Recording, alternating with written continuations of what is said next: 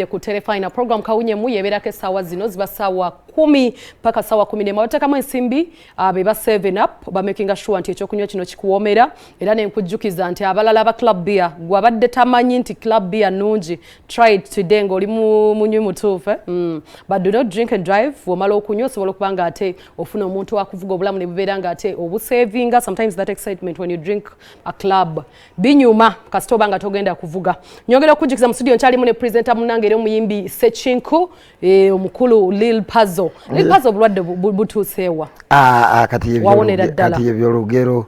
era tulinze kusambagala busambagazi ku Ero Beach nga 18 ogw'omunaana mu Nkudi Festival walayi okay era nange ntumirako Regan DJ kutumiddeko leero tugenda kumusanga ku Rubies awo mu town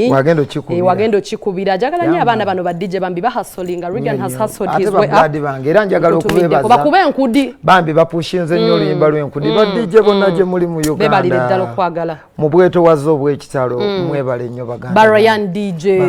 mwena tubagala nnyo bonna bakoze omulimu simanyi kyenyeza kuwa abantu nze byansukako Aisha wange kwali nkutumiddeko oyo mwana njagadde emirembe gyonna so tulina emboozi mpitirivu nnyo Puzzle era nga mu mboozi zino tulinamu omwana Angela Samasori bambi actually yo symbols tuwagala kumusaasirako yafiiriddwa mami we asowise mukama awumuze omwoyo gwe mirembe tulinamu omwana omuna Uganda yagenze mu Lebanon agenze Miss World nga top model naye twagala tumusabire kayitemu akwase eggwanga lyaffe linyumirwe tulina abaana bwe batyo batuzaamu amaanyi naye ku bintu bino kyogereko olwakuba bwe bakomawo baleke bwe bakudda ku TikTok manya ku Instagram kuteekayo bifaananyi tubasabira bwe ku screen akaana yoyo Trisha omwana oyo gwolaba akikiridde Uganda mu Miss World mu ba models actually so katumusabira ali Lebanon era tumusabira wangule naye bwakomawo takoma ku bifaananyi ku Instagram akirireke waffe kyotera agendeke Ruwero ayambe ku baana bawala banne government emuyambye etya nedda yennyini tolinda government bine bye Uganda akwata mufunyini mufu yakwata ewawunya kwata yonga akakadde genda ogulire bawala banno bu pads babwetaaga nakaseke va ku bya Instagram tugenda kuwagira owangule ne koma oyambe obeko ko yamba okay era nga nze nyongero yisawo government ekwatireka abaana bwe batinze kyokka kyensaba abaana bano babakikiridde eggwanga leffe katulira bigambo bye mu bufunze tugende ku mboozi endala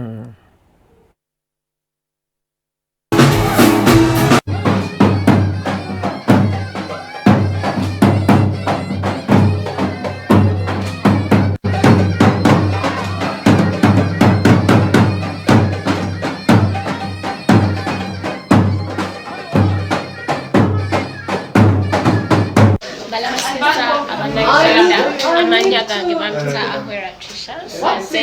ntikiride eggwanga lya Uganda mu ya Lebanon competitions later Miss World next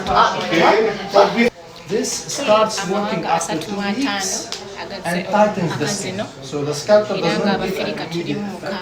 takes like 2 weeks and then it starts giving a tightening and glowing. So it's very different. You choose each one depending on the type of the skin. If you want tightening more, if you want glow more, if you want pore size more, so it depends on the type of skin that you choose. What is very popular these days is Profilo. In Europe it's #1. Nucleus skin also is Italian, it's also among the top one. Exosome is brand new. This is like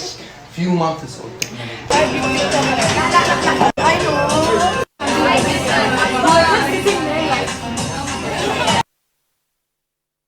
Okay yo yatukikiridde Lebanon katongere okusaba tuyite mu binyuma bino biwanika flag yaffe Uganda Jackson yatuseko ku muntu wa bulijjo nasobola okubanga ate ayogera naye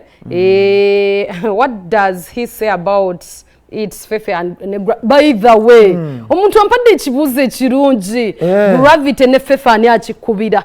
sitera nnyo kuyingirira nnyo bulamu bw'abantu balala wabula kyemmanyi gravity yali boss wa Fefe boss okay Fefe boss yo mundoza kubayimbi omu yali boss wa munne yo Fefe boss yo mu kubayimbi gravity bakyasinze okwaga